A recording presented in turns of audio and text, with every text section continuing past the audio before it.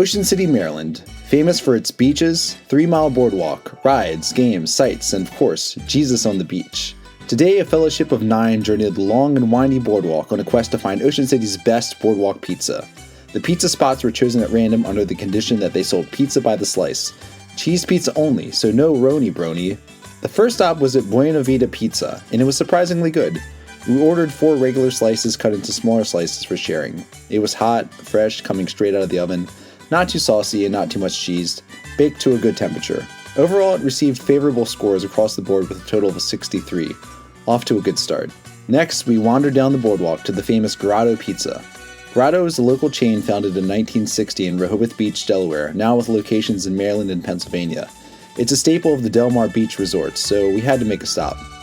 Grotto is unique in using cheddar cheese on their pizzas. Unfortunately, the pizza was not as good as I remembered. The quality has certainly dipped in years. Although it looked appetizing, the pizza was cold, and that took some points off.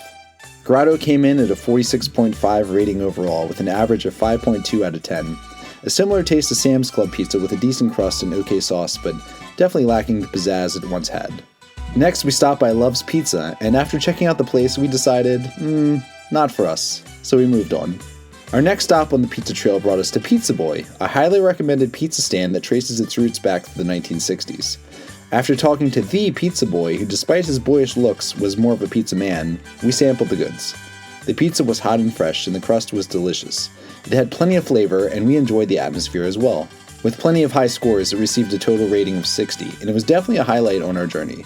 After a quick photo op, we walked a few streets down to Milano's Pizza. Initially, we were weary at how big their menu was, which was plastered in big letters everywhere, but we wanted to give it a shot. After talking to the owner and explaining what we were up to, he decided to make us a fresh pie. I should say at this point we were cutting down to fewer slices and doing more sharing. While it looked good and had plenty of gooey cheese, the crust was less than desirable, and it lacked a lot of flavor.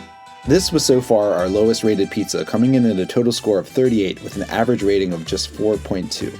Next up was Pizza Boss, which sold pizza by the slice and mozzarella sticks. While it looked like it could be good from the presentation, well, I'll let Eddie take it from here. Pre-made crust. That crust was not made here, so they bought it ready-made. I knew this because it looked like Chuck E. Cheese. I used to work there. Pizza Boss was our new low with a total score of just 37. Surprisingly, Tomo gave it an 8.5, even though he said it was too greasy.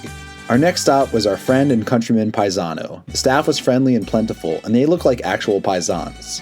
We ordered 2 slices of pie and a large Pepsi, and sampled the goods. The pizza was fresh and hot with a decent balance of cheese and sauce. The flavor profile was good, and although we weren't blown away, it was still enjoyable.